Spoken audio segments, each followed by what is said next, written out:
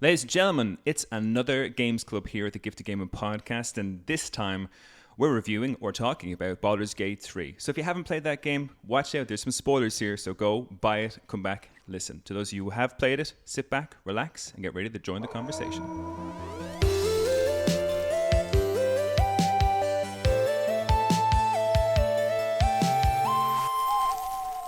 All right, it's me, it's your host, Darren Wade, and today I am joined by none other than the Nolan brothers. Colm, how are you? I'm great, Darren. Thank you for having me over. I couldn't think of anybody better. We've discussed Baldur's Gate 3 so much over the last couple of weeks that I said, well, Colm's got to be on the show. You know? Yeah. I've got lots of stuff. Can't wait to talk about it. It's going to be good. And also with me, of course, is Craig, the critical Nolan. Craig, how are you? How you doing, Darren? Nice to be here again. Yeah. Week 2. Let's do it. Are you ready to get into Act 1 of Baldur's Gate 3? Yes, and I'm hoping not to be as negative this time. That was last week was specifically about, being like gripes and stuff with games, whereas this time I'm hoping to go, all out with BG3 and the stuff I loved about the game. Yeah.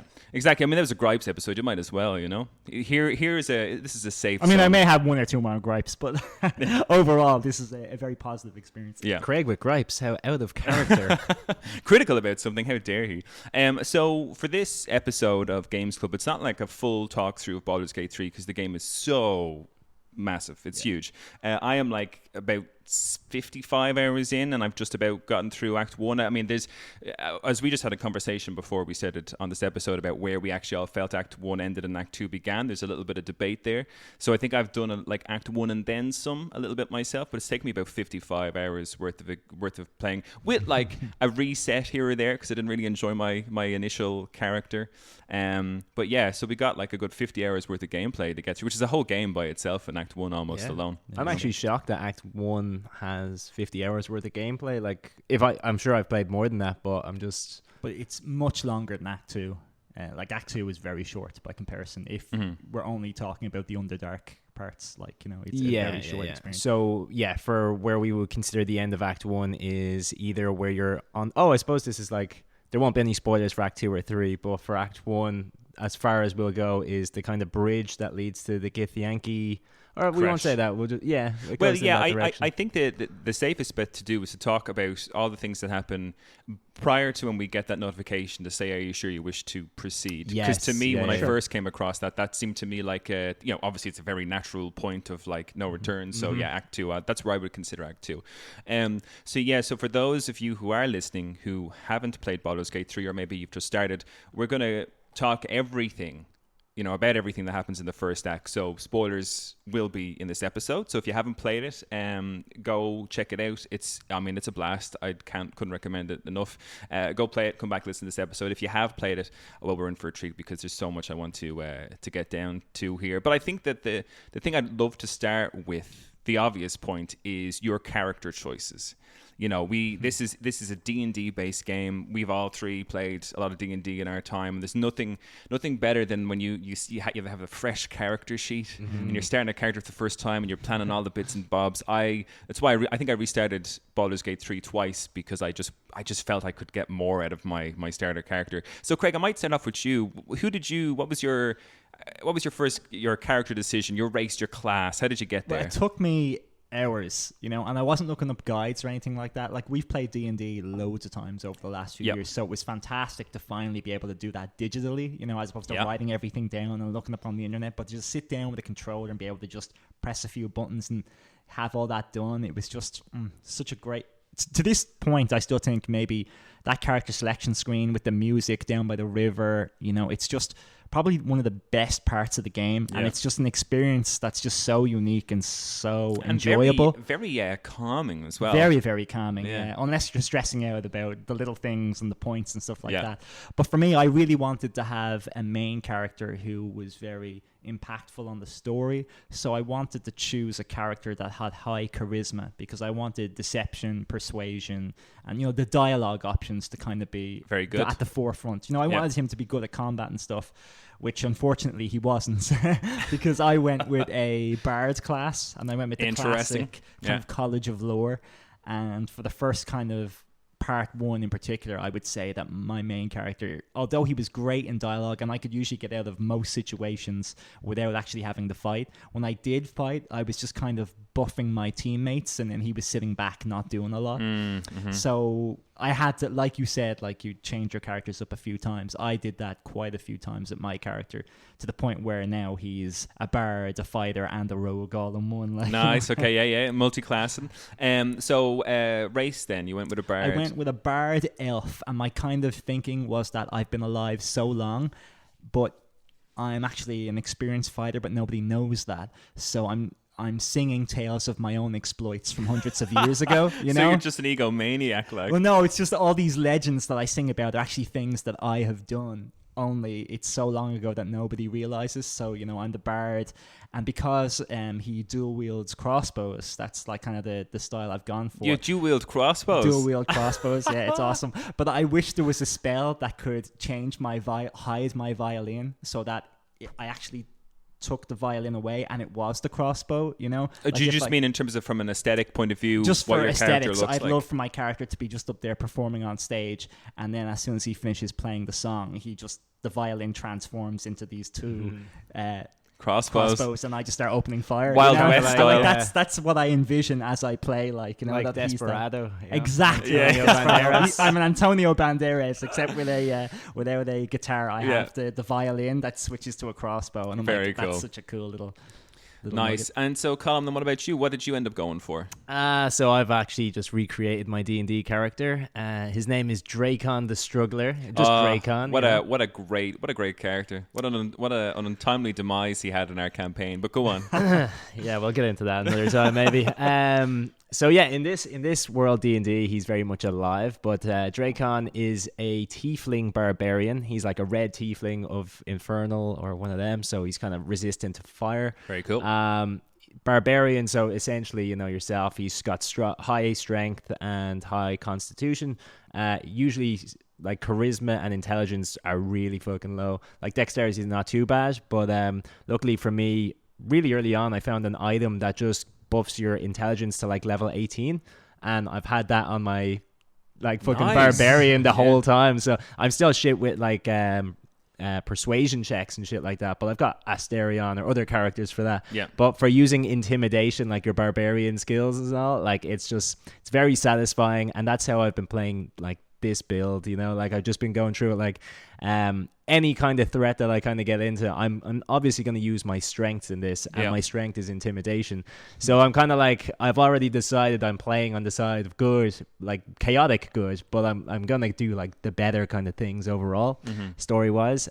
So it's just nice to kind of intimidate people into, like, I don't know, letting me fight them, but also, you know, getting out of the situation. Because like I'm a fiend for that. Like, if I talk my way out of a situation, I like, okay, cool, but I'm still gonna fight and kill them because like I'll just like set my troops up and then wreck them. You know? Like, it's just, if you're playing a barbarian, which I am, obviously, I'm going to absolutely just use him nonstop. And when you get to level 5, like, it really opens up for you. Like, where you are now, are you 5? Are you 4? Yes, I just got my characters up to level 5. So is that Act 1 kind of territory? I think so. I mean, I level 5 I unlocked like not that long ago, and I mean, there is a big gap between leveling up at one point between level 4 and 5. I thought it took me feckin' ages. It does take a long time, especially in Act 1, because you really have to finish out a lot of side quests just to get to that experience. Level 5. So I think for me, I got to level 5. I don't imagine I'll get to level 6 before I complete, because I've only got very little tidbits to do. Even just getting to 5, and look, 5 as a barbarian, when you finally get there, it's same with fighters and some other classes, but you get a second attack.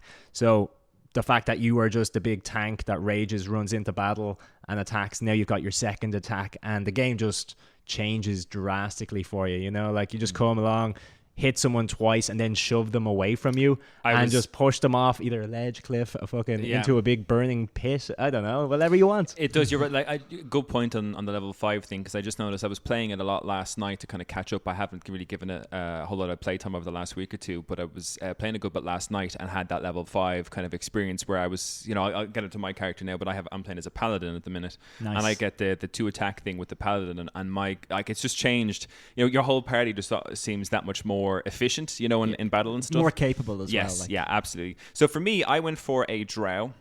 I went for a little Dark Drow Paladin, and I went for I can't remember. It's like Oathkeeper or whatever paladin thing that I meant to be doing things for good, essentially. Yeah. So my whole like very undrow like exactly. So I was kind of this because there's the Loth Drows and the Seldarine Drows or Sildarin Drows, who are kind of a little bit more on the not the good side, the neutral side, I guess. Whereas the Loth Drows are the bad guys. I went for the more neutral, and my guy is kind of like looking for a bit of a redemption arc, trying to be a bit more of that good guy.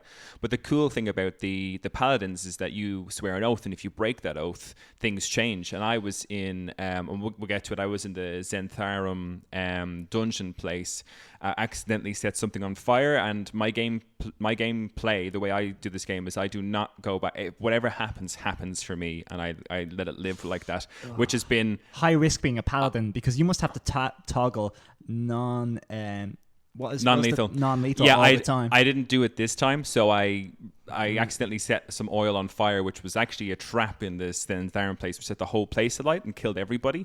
And next thing I know, I got this dude coming to me in the night being like, "You have broken your oath," and I was like, "Well, this shit's cool." Like, I didn't really mind it at all. It was actually quite interesting. But yeah, the amount of stuff that your characters can have in terms of race and class is phenomenally good. Like with the Drow, I get certain spells as I go on, and then the paladin class is just hella fun as well, in terms of, because there's so many cool looking items and stuff in the game, and gear and equipment. I like playing as someone who can handle like the medium to heavy armor, because there's a lot out there to look for, whereas a lot of the party, and we'll talk about the companions in the episode, but a lot of the party tends to just lean towards light armor most of the time. And there is, some of them look fine, but there's some really interesting armor that's in the medium and heavy class, and I'm glad my character can actually wear without there being any sort of disadvantages or anything. So yeah, interesting character choices, guys. We have an elf bard from Craig, and a tiefling barbarian, which is a very cool one. It's very Karlek, who's kind of who we'll get to, and then myself, a drow paladin. So from an introductory point of view, let's actually talk about the gameplay itself. I mean, I played this on the Stadia back in its beta 2 years ago. I was playing through some stuff. Now it was buggy a lot 2 years ago. It's still buggy. But. Yes, it's still buggy. Yeah, I mean it's a lot better than it used to be. I'll tell you that much. But it was interesting coming back to it and seeing how they refined a lot of things compared to what I used to play on the Stadia. But from an entry level perspective, did you guys find, because there's a lot to take in this game, I think, did you guys find starting to play it that it was quite unwieldy to begin with?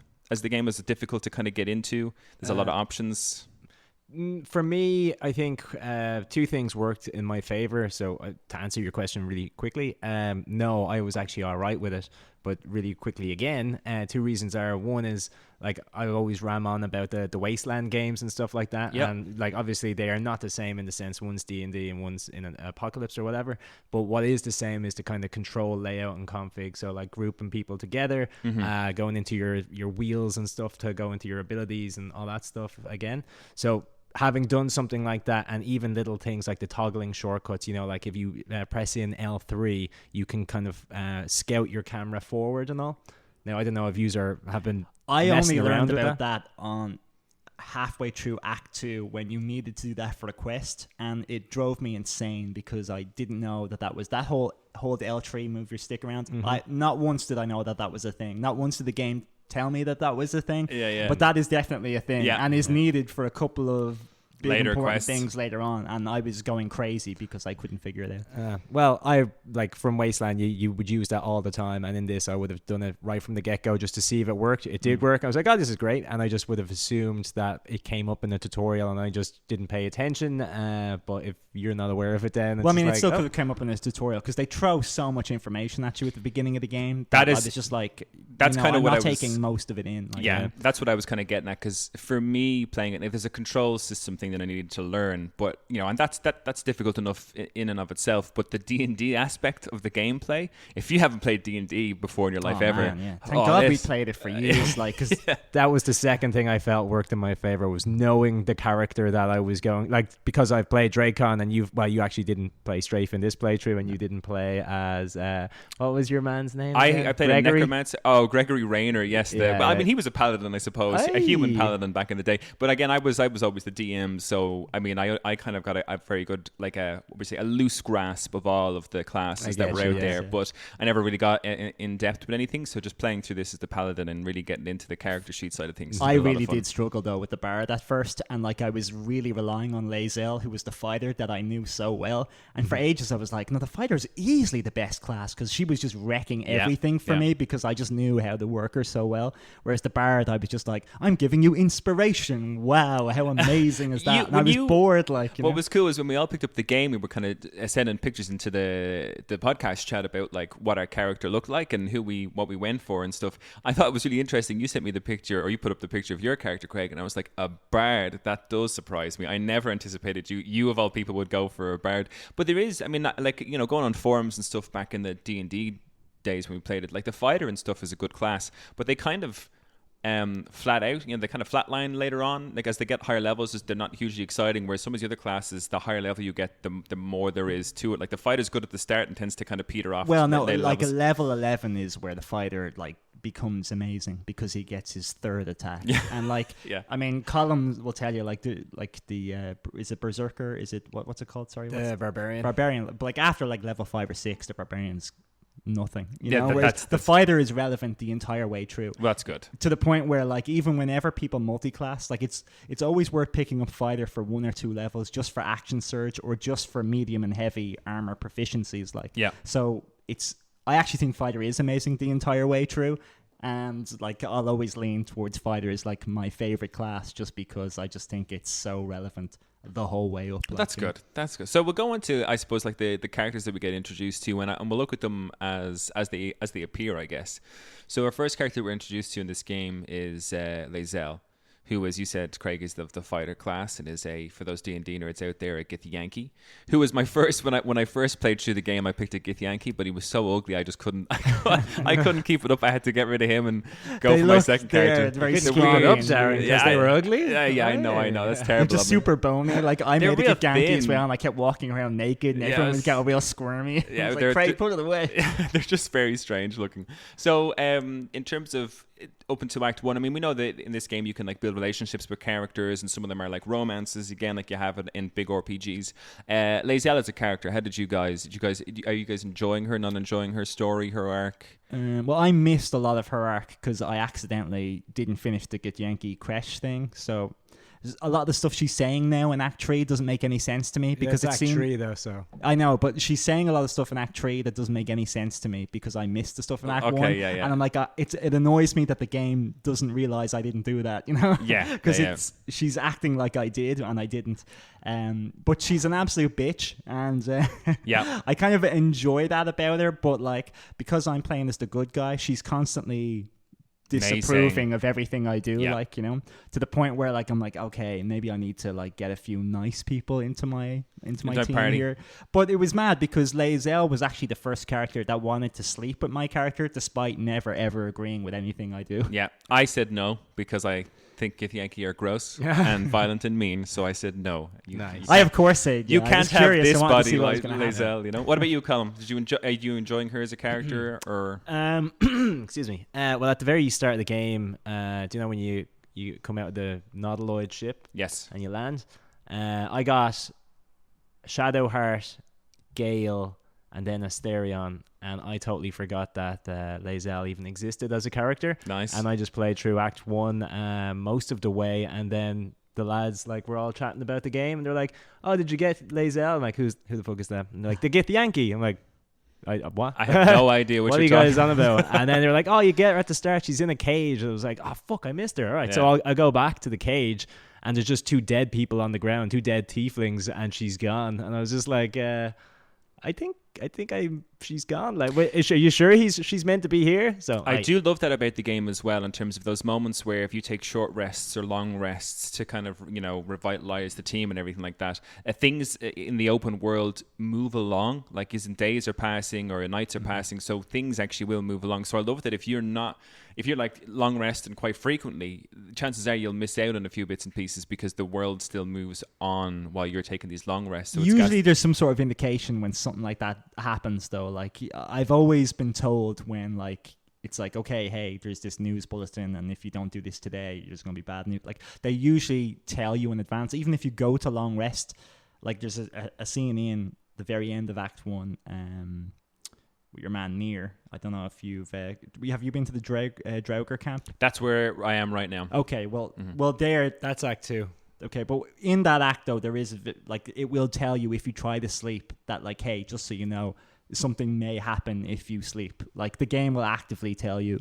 I never got that update because where you're talking about, I did sleep, and when I woke up, some shit had gone down. And because it's Act 2, I'm not going to say what that shit was, but I fucked myself over. But I didn't really, because like, it doesn't matter either way. Like, it wasn't like, oh no, you got the wrong choice. Well, I was at the shop in the place where that happens, and I bought something, and I was just like, oh shit, I'm playing as my barbarian. I have no fucking charisma, so I'm going to go to my camp. I'm going to get Will in my party. He's a guy quite high in the charisma. Charismatic. So while I'm there, I'm like, well, everyone's fucking wrecked because I've just gone through some part of the level again where I've gotten wrecked. No spoilies. Okay. And then I rested. I got no warning of it. Just came out and everybody was dead. I think the warning actually, because you can rest once, you can't rest twice. So I think it came up the first time and you just weren't paying attention. Maybe just skip it. Like, because the second time it doesn't tell you, because it warns you the first time. So then moving on, then we've got Shadowheart is probably the next character that we're introduced to. I think a fan favorite seems to be the case with Shadowheart. Yeah. She's the voice actor for her is amazing. Yeah, you know, I've never heard her in any other video game, but like, it's so clear, it's so precise. Yeah. You know. The voice acting really across the board tends to be quite good in the game. From my own perspective, I'm a big fan of Shadowheart, and in terms of her arc and stuff like that, I don't know if you guys remember, in the start of the game, you have her, you're walking around and she doesn't really like you, and you don't really know anything about her. She's got this weird artifact with her that you still don't really know anything about. But then you go into an owlbear cave, just as a little side part, and there's a chest there that is magically sealed. Did either of you two manage to get that chest open? I did not. No, I know the one you're on about. But no. I got the chest open, and it was Gale has a magic. He's got like some magic that just opens mundane locks. Apparently, it's called knock, and I used it on this box. And there's like there's lots of things in it from like a certain religion that Shadowheart is very anti-against, which is interesting because that's when you start to understand her as a character. Mm-hmm. And she opened up lots to me at this point, and I was like, wow, like this Shadowheart characters are pretty cool. Like, she's like, whereas like Selune or Selune, however you pronounce that, like the god of like light or whatever else, she worships the opposite, like Shar. Yeah. And I didn't really know anything about this until I opened this thing, and there was an idol. There's a couple of idols in this chest, like, worshipping Selune or whatever. And then Shadowheart's like, bah, fuck this one. I'm all about Shar, the dark god or whatever. I was like, she's a cool character. She's a cool character, but her trickster class is not very good. I had to switch that to a life cleric very, very early on, because I was like, she keeps having all these kind of like shadow skills, which just aren't helpful. I was just like, no, if you're going to be a cleric, I need you to have a couple of healing spells. Yeah. And as a cleric, she's great. Like, I've just used her as a cleric the whole time.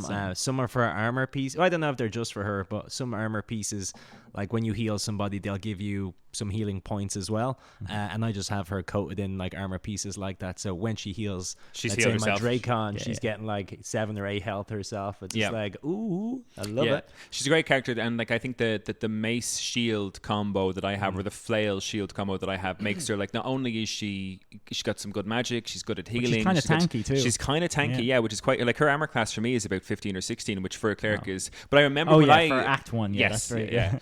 She's the highest AC out of any of my characters, like, currently, because she doesn't need weapons for anything, so I just give her stuff that boosts her AC, armor, just give her a really good shield and some weapon that. So after Shadowheart, we come up against Asterion or Gale, it's Gale next. So you pull him out of the portal. From having discussions with you guys, I know that you guys aren't really, or at least up until the last point I talked to you, weren't really Gale users. You didn't really have Gale the sorcerer on your team. Has that changed at all? Just at the very start of the game, finding rare items is like if you encounter something green, it's like dagger +1, but that is awesome for where you are in the game. Yeah. And Gale's like, give me that. I need some stuff. I need to ruin it to make myself feel better. And I'm like, okay, I'm going to ignore you as a character because I'm not giving you all my best things. You're just robbing me. You're just taking things and not doing anything for me because of that. Plus, the wizards aren't really my thing. I like all my characters to have armor and weapons and stuff like that. Now that I'm in Act 3, I've really started to use Gale just because of where his story is going, but I don't want to talk about that. But in Act 1, I didn't use him once. You know? And I just allowed him to suffer in pain. And like, he always had this like dialogue thing where he wanted to talk to me, and I ignored him for hours. It's like you ain't getting any of my shit. Yeah. Colm, what about you? Are you a Gale user? I'm not a Gale user, but I can't actually remember, but we've kissed in camp. So, you know, I'm a bit of a fan that way. Getting romantic with Gale, I like it. Without jumping too far ahead, I'll just say, because it's about Shadowheart as well, I was trying to romance the pants off of Shadowheart, and fucking Will cockblocked me because of my own fault. I accidentally did this in Mass Effect as well, but I was trying to skip his dialogue, and I basically told him that I loved him, and I was like, shit. You told Will that you loved him? I told Will that I loved him, and then I was like, shit, well, hopefully that won't do anything or whatever. You can end a relationship with anyone at any time. Yes, but I then got into a conversation with Shadowheart, and she was just like, oh, you are like really a big thing with Will now, so I'll step aside. And the dialogue options wouldn't let me say he means nothing to me, or like but could you not just end your relationship with Will and then go back to that? Dialogue just came up. Yeah, so I think go back the moment passes, because what I find interesting about the game is that you do get these, I think, do or die moments, and I had it with Lae'zel, where she was like, oh, I need you, I want you, and I was like, absolutely not, and she was like, well, you'll never get this from me again, and up to this point I never have. So I think there is a like, it's a yay or nay, and that's it.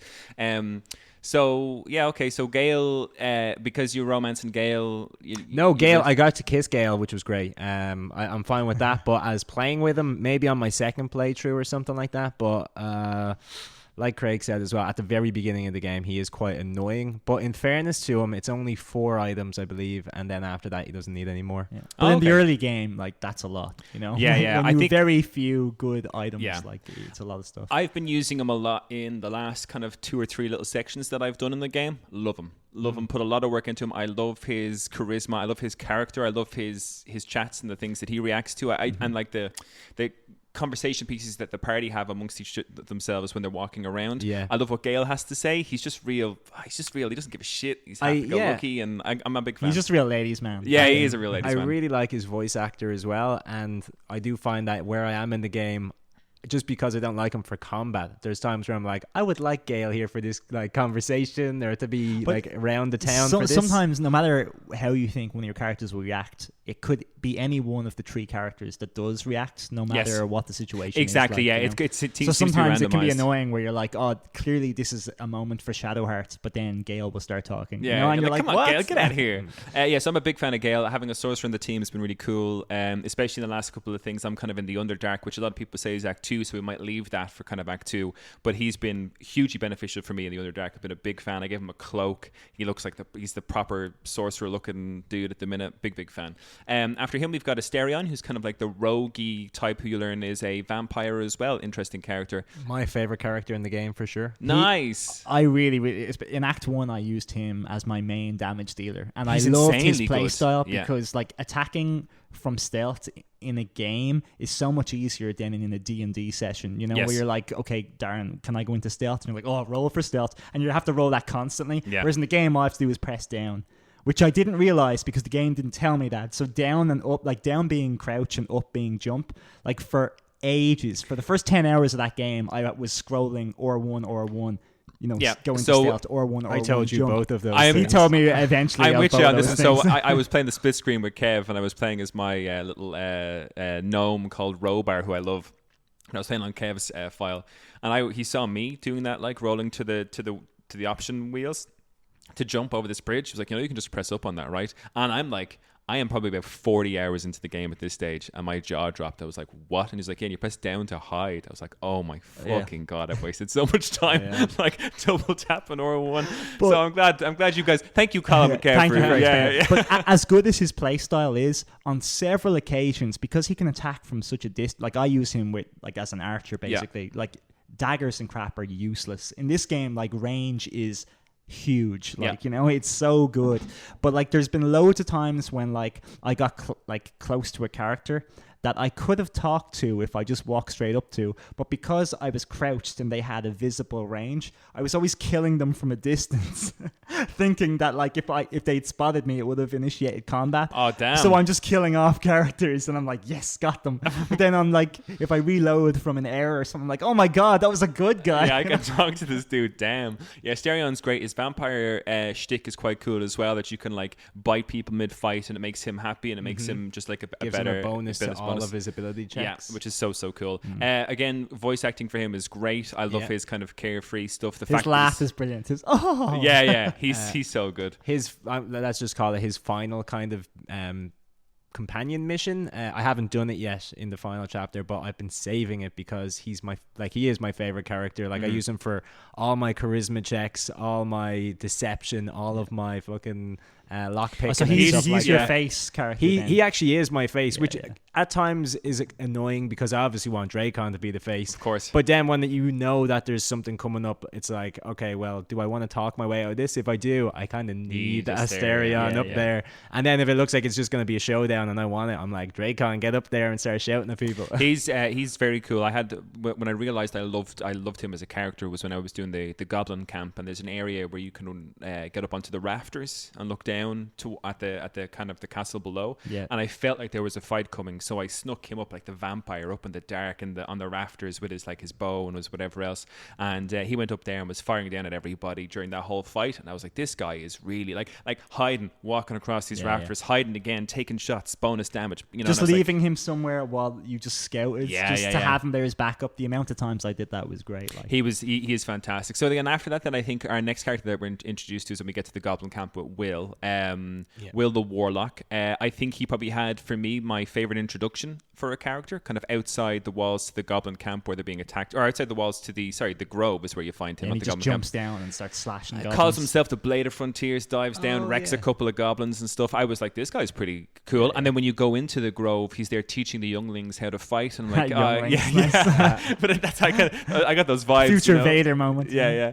So he was like quite cool, and the Warlock was in one of the most recent games of D&D that I played a Warlock, so I was quite familiar with his moveset and the pact and everything like Rin. that. Yes. Kelker Rin was like my character's name. Yeah, the Eldritch Blast man. Yeah, it was very, very cool, and the whole pact thing was great as well. Did you guys enjoy Will as a character? I use him at times in the open world for dialogue with certain characters, but I hate Will. Okay, what about you, Greg? I unfortunately had to bench Asterion because my character kind of became Asterion. Like I didn't need him anymore. My charisma was so good, my stealth was so good, and like I was like, okay, I need someone else in my party. So I started using Will.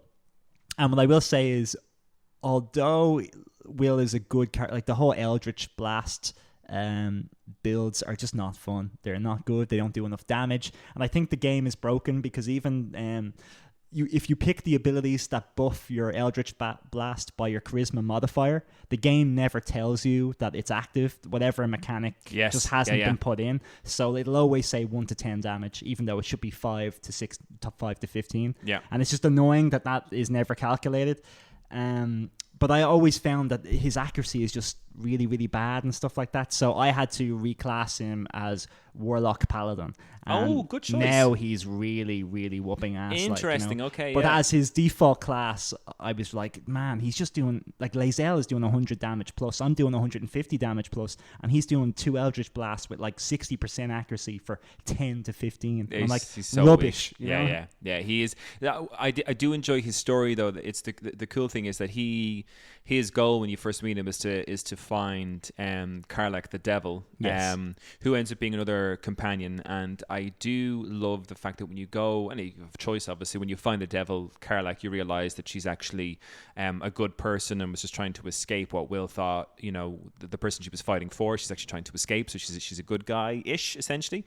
And so for my playthrough, I spared her, but with Will, because he has a pact and he has these agreements, he suffers punishments if he hasn't done what he's supposed to do. And one night I went back to camp, and lo and behold, his Mizora, his master, and fucking sends him into the 9 levels of hell for however long in his life. Do you know what I mean? He goes down there for ages, comes back with fucking devil horns. He's all fucked up. And that was really cool. Yeah. But unfortunately, I thought he just looked really gross after that.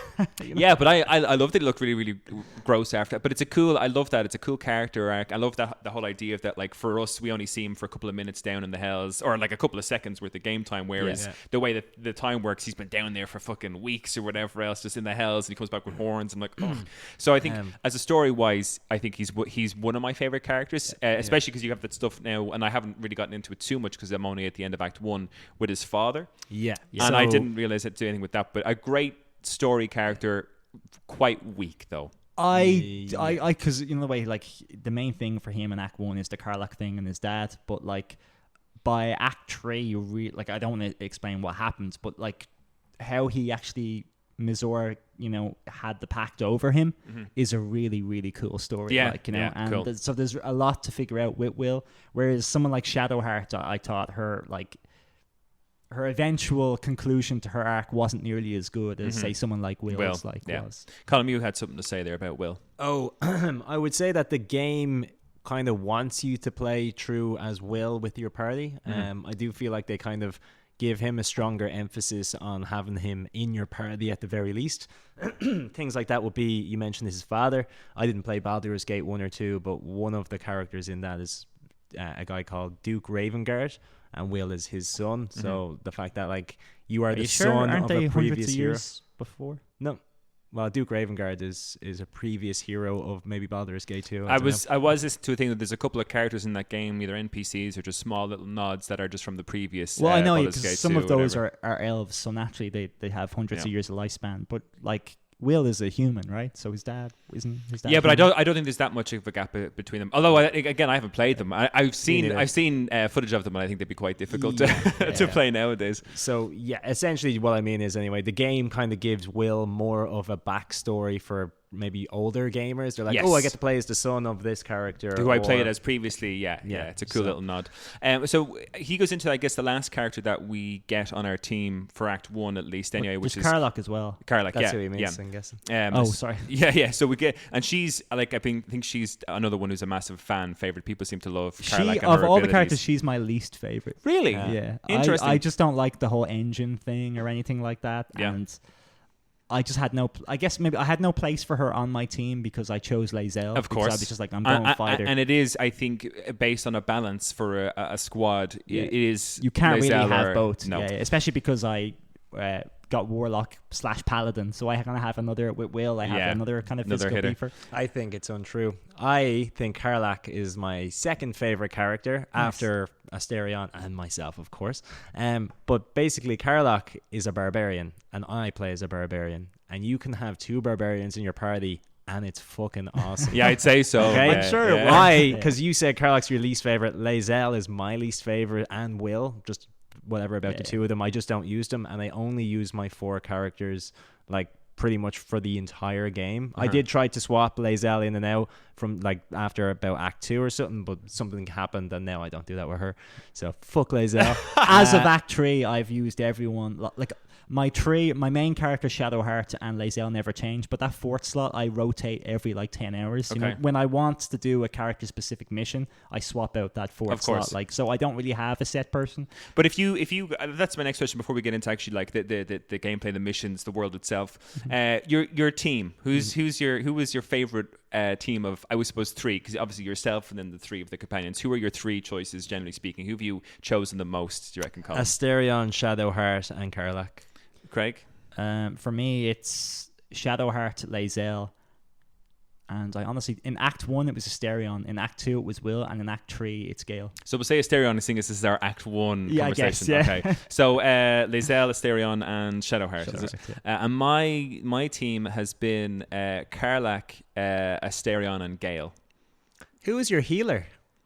I've got a paladin who's got lay on hands, which is very, very powerful. I've got. Don't you have like? Do you know the way you have like? But you have divinity to physically touch channels. them. You do, yes. But my paladin is very. I'm jumping around the place. I'm like my strength is through the roof, so my jump. If I need to get to anybody, it's one jump away. You know, because my jump range is fucking huge with my paladin. How much do you heal somebody with lay on hands? Lay on hands can do up to like 20, 22 with the greater healing, because you get like a normal healing and a greater healing, and I have the greater healing now, which is I think by Act 2 you'll be like wishing you had a proper healing. Well, I might. This is the thing. I might change it, but they've been good. Like, and I have everybody's like absolutely loaded with potions and potions of greater restoration and stuff like that. You just don't want to waste that stuff though. Like, you know, that's costly. It is costly. Spells are costly. Potions just fucking. I mean, throw them are at costly. They're not costly. Potions like have a value. I don't rest too often. Like I don't long rest just after every encounter. I'll like try keep going. Yes, and I think I short rest after every encounter. And as a bard, I get Song of Rest, which gives me an extra short rest. So I get 3 short rests. That's per dead long handy. rest. Yeah. And it is amazing, like, you know.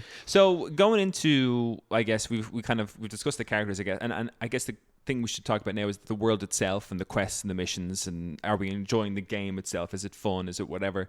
I'm putting out there to you guys in Act 1, what's kind of been your favorite area, your favorite quest that you might have done to date, and I guess we'll get to it as well. Which quests have gone well and which quests have gone poorly for you? I can put my hand up and start with which quests have gone poorly for me. Okay, so for those of you who have played Baldur's Gate 3 or listeners out there, you know that Goblin Camp is one of the main places that you're meant to go to. Mm-hmm. I was very excited and kind of did lots of side bits before I got around to it, and I was like, here we go, the Goblin Camp.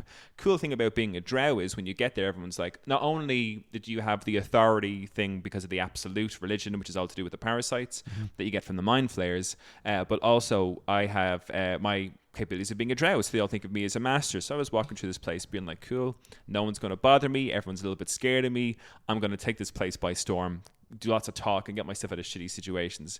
Walking through, I came across this cage kind of down in the castle somewhere, and I went into it, and there was a couple of spiders in there, and I was like, cool. And I had like speak with animals or whatever, and the spiders are telling me that they're trapped there and they need to get out. So I was like, oh, that's sad. So I let them out. Little did I know that the moment I let them out, they went and attacked everybody, and I got into this initiative, which was like me versus the entire inside of the Goblin Camp, like the castle, but the spiders fought with me, which was great. You know, yeah, me and 2 spiders. But it ruined everything. So I couldn't talk to anybody anymore. Everybody just wanted to fight me.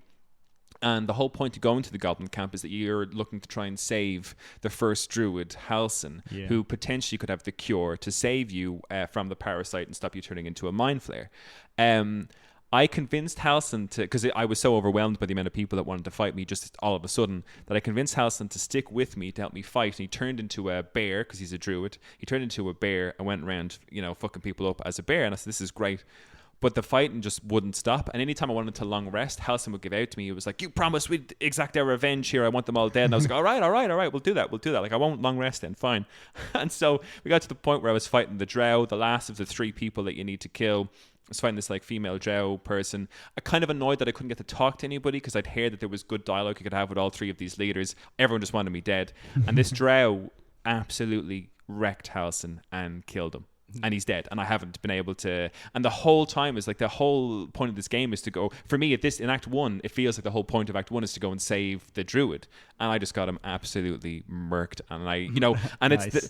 It's a thing I'm enjoying about the game. The Goblin Camp was probably my lowest moment, but the fact that whatever happens, and I don't change it, I don't reload, I just let it go, just for the funsies of how chaotic my end game might be. But the Goblin Camp was an absolute fucking disaster for me. Halsin is dead in my game, and I hear possibly he could potentially be a party member later on. I don't know if I'll have that. So the Goblin Camp was a fun but went terribly mission for me. What about you guys? You got a favorite? I also really like, it was the part where the game really started to shine for me, because I was struggling with like the controls and all the stuff and what I could do, and generally I just wanted to like do most missions and kill the bad guys, but by the time I got to the Goblin Camp, and I loved how like there was drow, there was like even humans in there, there was like just a bunch of corrupt people, and I was like, oh my god, like people hanging out with the goblins, like, and I loved seeing the goblins just like sculling back beer and chasing the owlbear around, and I was like, I love that I'm in the camp, you know, like they don't just attack me freely. I'm actually like welcome guest kind of thing. Yeah. And just seeing that perspective, like the evil perspective, was really, really cool, because it's rare you get that in games. But there was so much cool loot to kind of steal in that goblin camp. And I was just like, man, there's just too many people around. How am I going to do this? And eventually I figured out that I'm a bard, and I could do a performance with my violin. And when you do a performance, a lot of people will come over and gather around you. Yeah, it's very cool. And as soon as they did that, I would switch to a stereon and rob everybody while they were like fixated on the performance. And I was like, this is brilliant. I finally got a nice little thing going. Yeah. Where like, there's even a place right beside where that like kind of hell demon is sitting. There's like this gate that's locked.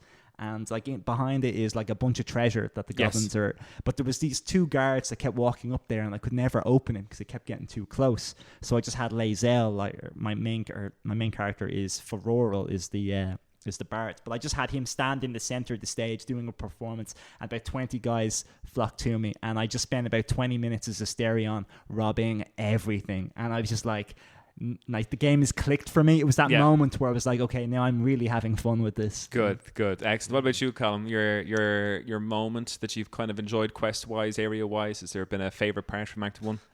I'd say as soon as you crash land, I think that was just such a fun and excitement part, because like you were literally just running for the first like half hour and just coming across characters, and you were like, oh, I'll go up here, there's like the fog, like maybe this will be the end of this area, and then there's just branching paths, and you're like, oh, I don't know if I want to go that way now. Like you're almost like it's too vast, and I don't know how to orientate myself. Too many choices, you know. And like that is great to have it in a game, of course.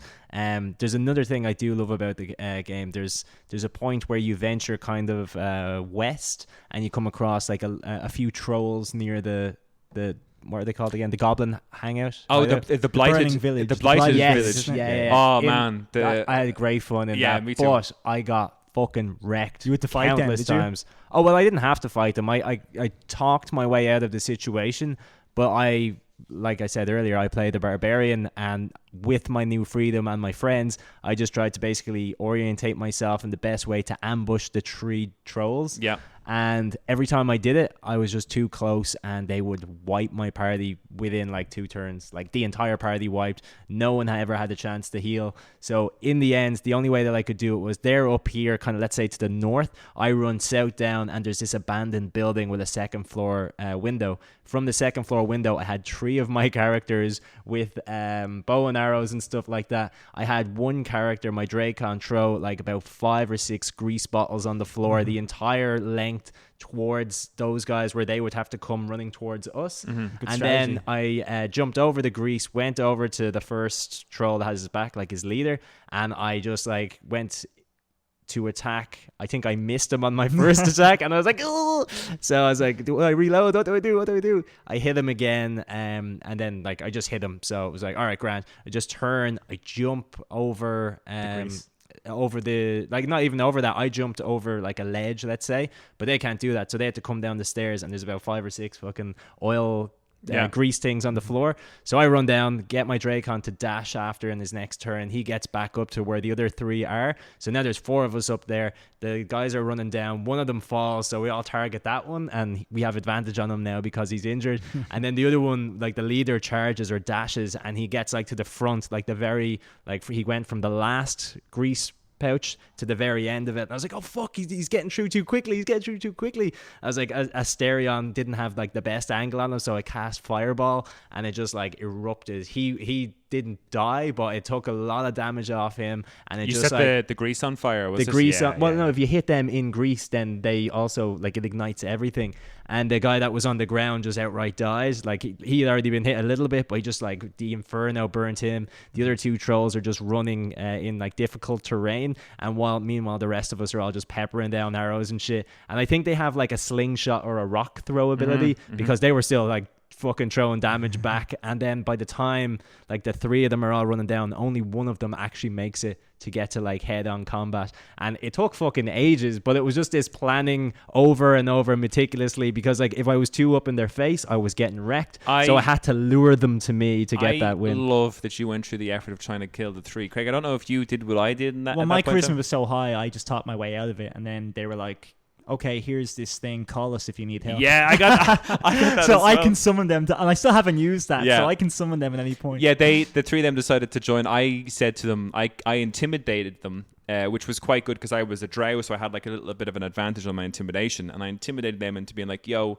you don't fight for these goblins or the absolute anymore, you fight for me. And they're like, well, okay, well, here's a horn, call us if you're ever in trouble and need help. And I'm just dying for the moment where I'm like, I'm really struggling here. Oh, I can use those three trolls, three ogres. Goblin camp moment was your perfect chance there. You could have saved Halson. But I know I could have, but I completely forgot. It's so funny because there's so much stuff in the game that I completely forgot I had that. Like, you know, the only reason I haven't used mine is just because I forgot all about it until right now. Like, you know. Yeah.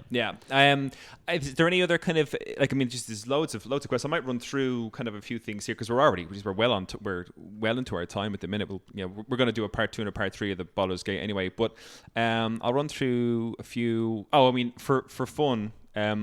There's the rescue the gnome attached to the windmill. Yeah, that was funny. Yeah, I failed that by accident the first time, and then I reloaded. By fail, did you? Because I snuck in around the back and hit the wrong brake button. That's exactly what I did. I talked my way through, but I didn't think of it. I just saw a lever. It said brake. It said brake on it. Yeah, it said like release brake, and that's what I did. But it sped up the windmill, and he flew off because he, for anybody who hasn't done that quest yet, he's attached to one of the rungs of the windmill, let's say, and he needs to be freed, and you're meant to stop the windmill. But there's two levers right beside each other. Both of them have brake in the title, and I released the brake or the slow brake, so that made that windmill turn faster, and he just flew off out to the Does it kill him though? It does kill him. Oh, it does. Oh wow, because he's in a lot of quests later. Well, he's that same guy. Yeah, he's dead. Is it Wolbrin? Is that him? Yes. Is it? Ah, fuck! I was wondering how I knew him. He's an asshole. Well, but anyway, no, the guy who's friends with Wolbrin. Oh, maybe he's dead for me anyway. I won't be seeing him again, I guess. Yeah. So that was a fun one. One of my favorite ones that was really, really dark, and I only finished it the other day, was the hag and saving. That's probably the toughest quest in Act 1. Yes. I would say. Yeah. Just because of all those fucking traps. Like they wreck. Like I had just long rested, and then I was like, okay, I know if I go through here, I have to fight the hag, and I took one step, and then a fucking acid bomb went off and did like 30 damage to all my characters. And I just immediately had to reload the game. Yeah, it's a tough one. I loved it for how dark it was, and it was real fantasy. It was real D&D for me. I got stuck into that one because you arrive at the house and she's Auntie Ethel and she's all lovely, and then you're like, what the fuck's going on with this girl? You actually see her at the Grove as well. I only realized it because I replayed the game recently, and she's actually there. She served me gruel. She served me gruel on my playthrough, and then I was like, what the? Because you spot her out in the open down near the bog area, and I'm like, oh, Auntie Ethel, and I told those guys to like to leave her alone, but she was kind of being a bit weird, so I wasn't fully on her side, and then she got real aggro with me and left, and I was like, that's strange. And then I went and found the place that this place in the bog, and I went in, and there's Auntie Ethel again with this girl who's sitting at the table being force fed almost. She's and I was like, you're eating for two. Yeah. Come on, eat. And I was like, listen, Auntie, did you see the gnomes before that? Those like, the red caps, the sheep that she had out in the field. Do you know, because before you get to the house, there's like a bunch of sheep walking around. I did not see the sheep. Oh, okay. Well, if you use C invisibility, you see that those aren't sheep at all, and they're her minions. Oh, and I was like, oh my god, that's so creepy. Like, and then there's like a dialogue option to like keep acting like they're sheep. Yes. And I did that, so I didn't want them to know who I was. So interesting enough for me, when I got down there, I can't remember how I had an option, but I had an option to kind of uncover that this wasn't normal map, that it was a swamp bog. So I was walking through, and it was all lovely at a moment, and then I had like a perception check or a wisdom check, and it was like, this isn't a normal place, this is a bog, and the whole thing disappeared from me. And then I realized that she had all these minions. They were called red caps, just kind of like gross little gnome dudes walking around the place. They left me alone for the most part, but once I went into the place and accosted, pissed her off, and she turned into the hag. That was really cool. But you go through her whole dungeon, it's really dark, it's like she's kind of trapped loads of people, and she has them stuck in their own horrible worlds because they had these wishes for the hag, and she granted them, but there was always a catch, and they're all like on one health, like in between life and death. Like they're just in it's all really disturbing. It's really disturbing. And then I went went in finally, and the fight to you guys saved my ass, because I went into the fight to fight her as the hag. She turns into the hag. She looks amazing as the hag, and then she takes the pregnant girl who you kind of go in to save, and she locks her in a cage. And for the fight, the very first thing that she does is she lights the cage on fire. And I kept losing because that fire burns that cage out in 3 turns, and she kept falling to her death. And I was like, what the hell? And I was really annoyed because to me it just seemed overly hard. So I quit it and I left that quest, didn't go back to it for ages. And then I was talking to you two, like, you don't know you can just throw water over the cage and it puts the fire out. And I was like, or you can walk up to the panel and just hit the switch and it lowers the cage. I didn't know that either. It's very hard to see the panel, but it is right where Antieto is initially standing. Right. Like, I couldn't see it at all. It was only because I looked up on the video, I kept losing. Yeah. And I was like, what am I going to do here? Great quest though, and so dark afterwards, because then you realize that she's pregnant. She doesn't want to raise the kid on her own, and her husband had died. So she goes to the hag to wish that her husband could come back to life. And I went in and I found the wand after I killed the hag, no, I think I just sent her away. I was like, you're not taking her, you're not taking anybody, you're going to give me whatever power I want and you're going to leave. And I intimidated the hell out of her, and it worked, and she left. Did she give you a hair? She gave me hair, and I used that on my like constitution, so now I've got loads of HP and everything. It's great. Yeah. But she fecked off then, and I was like, great. And then I went out to find this girl, and she was real sad, and she hated me because she was like, she was going to get my husband back. And then I went in and I was like, hey, look, I found this one that might revive your husband. And I saw her by this coffin then later on. And I was like, oh, look, I'm sorry, here, let's raise your husband back from the dead. And it's just a fucking zombie. Yeah. And she goes, Connor, yeah. And she goes AWOL, and now I've got this wand that will just summon Connor, I guess, whenever. Oh, you have the wand? I have the wand. I let her I gave Connor. her the wand. Yeah. No, I kept the one. I was like, a fucking zombie to help me, because it reminded me of when we played D&D. And Colm, I think you animated. I had a corpse, and Andy had a load of snakes. And Andy used the snakes to stay in the corpse, and you just used the corpse as another in our D&D game. And at the moment I saw a zombie Connor, I was like, I'm keeping him. I'm keeping him for whenever I want. What a reference too. Yeah. Any other kind of before, because I guess we need to finish up soon, but is there any sort of other quests or things about the game that you'd love to mention before we kind of leave it? And we will do a part 2 and part 3 and kind of get into the game a bit more. Very quickly is just a useful hints and tips and stuff for the game. Little Very things good. You probably didn't know about, like we already talked about. You just press up to jump, down is to go into stealth. If you hold up, you get out your torch. L3. PC gamers are probably laughing at us right now. Oh man, stop! Yeah. Well, like the same layout will be for Xbox and PS5. So like your L3 or your left analog stick, press that in, you can scout forward. Amazing thing once you learn it is if you just group like 3 of your characters like within like a mini triangle and just throw a potion on the ground beside them, you will heal all 3 of them. Yes. Yeah. And I didn't know that. When you learn that, you can just save spells, and 1 potion heals 3 people, and it is fucking awesome and amazing. The other thing as well is throwing stuff, like again making traps, grease bottles. Yeah. What else can you throw that are fun? Little smoke bombs. What are they called? There's smoke ones you can powder bomb. Yeah, exactly. And then you've got like fire barrels and stuff like that. Like leaving things out for traps is so satisfying. And if you play as Carlock as well, or if you have her in your party, she has like a bonus action when she rages, which is she can attack a third time if you're at past level 5, and she can also do an improvised throw, so she can throw people or items like at no extra cost. Yeah. So if you have her around and you just have like somebody like just dropping shit like that, she can just launch it across the battlefield. You can like absolutely take advantage of that. And I always found as well at the game, I'm a save scummer. Like I'm a big fat save scummer. Yeah. And I will save a few files and then I'll like, okay, well, we'll just see what happens here. You go through, a dialogue doesn't really work out the way you wanted it. You're like, oh, I'll redo it. I do from time to time do what you do and just accept what happens. I'm like, fuck it, I won't even use an inspiration. I'll just be like, no, that's fine. But speaking of that, and before we all go ahead, another big one, and when you learn this is so amazing. Changing your party members, obviously very important. If you're doing stealth or whatever, or getting into charisma checks, having a character there that can like actually get you through them checks is amazing. But what happens is, obviously, if you're controlling your main character or your least charismatic character and you accidentally get yourself into a dialogue, you can just press the square button and you can kind of go through all of your abilities, including like some of your allies. And you can just add their bonuses to your own check. So you can get like, if you have a character with Thaumaturgy, which I never understood how to use that in D&D, but in this game, if you use that, you automatically get advantage. And like getting whatever little boost you can to a character is absolutely like like critical. Like it might be just a strength save or whatever it might be. If you get the option to just press square, let your abilities do the work for you, like it can absolutely save you from a massive battle, which if you're like me, you will just get out of the battle and then position yourself in the best way possible and then start the battle all over again on your own terms. What I do find interesting about that is Daniel, who was on the Zelda episode, his partner Marcus, he was telling me there recently that he just plays fully chaotic. He just wants the experience, so he makes sure that every scene is a fight and he kills everybody just to get the experience. But for me, I'm like, man, this just must be such an empty, dead world. So. Like, I'd say you only get access to about 30% of the game's content if you by play nobody coming back. Any points you want to finish the episode on, Craig, for Baldur's Gate 3? No, I think I'll save some stuff for part 2. There is some stuff in part 2 that, like, in terms of your choices, there could be some really cool content to talk about there. But I suppose just really quickly as well, I could ask you, gentlemen, in terms of the Druid camp. Now, I know I helped the Druids in Halcyon, but did any of you side with the Goblins?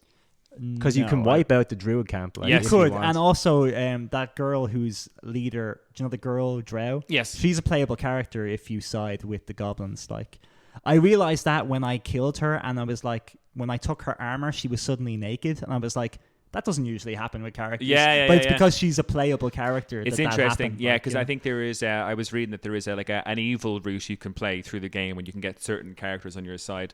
No, I think the saddest thing for me was when I went back to the Druid camp because I got Halcyon killed. There's a horrible, like his second command's a bit of a bitch. She's a bit mean. She's a bit cruel. She's awful. She's now in charge of the Druids on my campaign, which is real sad because I don't like her at all. And she, when I went back to you should have killed her. I was tempted, but I was like, no, the Druids. I mean, she might be mean, but there are still Druids. But I went back and chatted to her, and once the refugees leave, and we can get back into on part 2, we'll go into a bit more depth about like certain quests and stuff. But once the refugees leave and the Druids have the place back to themselves, she is so mean about the refugees. I was listening to her being like, I hate that Halcyon died, because everybody that I was speaking about was like, she's awful, we need Halcyon back, he's a good guy, he's whatever else. And I came back being like, hey everybody, sorry, I let your first Druid die, so now you're stuck with this horrible woman.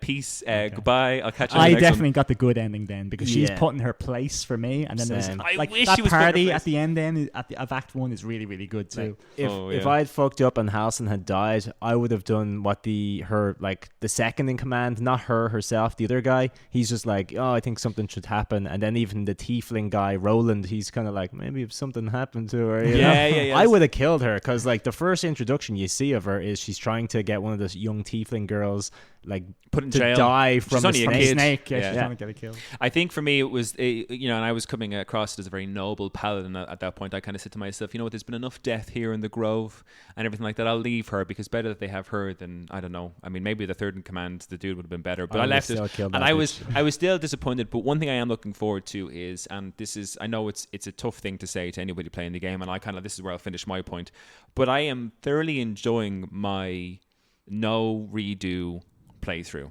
I think I will do one of those on my next playthrough, because when we played D&D, what I always loved as a DM playing with you guys is that I'd have my quest written out, and you guys would do wacky decisions that there's no reverting on, because we're actually playing live. You can't load a save when we're playing D&D. And that was some of my favorite stuff from actually playing the game with you guys, was that like, oh yeah, they've fucked up this quest line that I had written for them, and now this character is dead. They accidentally, because you accidentally killed a wizard in one of our things who was meant to be this like guy that you were going to have for, he was meant to be like a Gandalf in the campaign. You killed him out of fear.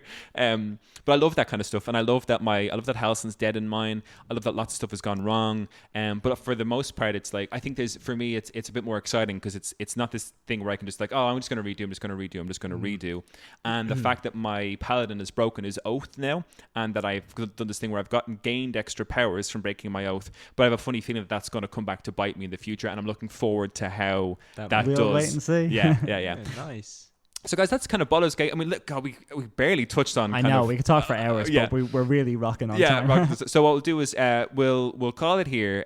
We will do a part 2, kind of when I get through Act 2. We'll maybe do that. And I think the whole plan is to finish our 3 parts of Baldur's Gate kind of Games Club by the time the Game Awards are being announced. Because I have a funny feeling Baldur's Gate 3 could be up there contention of Game of the Year and everything like that. So yeah, I guess we'll put it down there for those of you who enjoyed the episode or for playing Baldur's Gate 3 to our listeners. Don't worry, we will come back with a part 2. We'll touch on this more because I know we hardly get the surface. But Colm and Craig, thank you guys very much for sticking around and joining me for this episode. There's so much I could talk about with this game, but we do have to call it at some point. I wish us both a pleasant evening. Thank you for the chats. Love to chat about the Baldur's Gate. Looking forward to it a little bit more down the line. Absolutely. And to our listeners, as always, keep enjoying the gift that is gaming. Peace out. Bye-bye.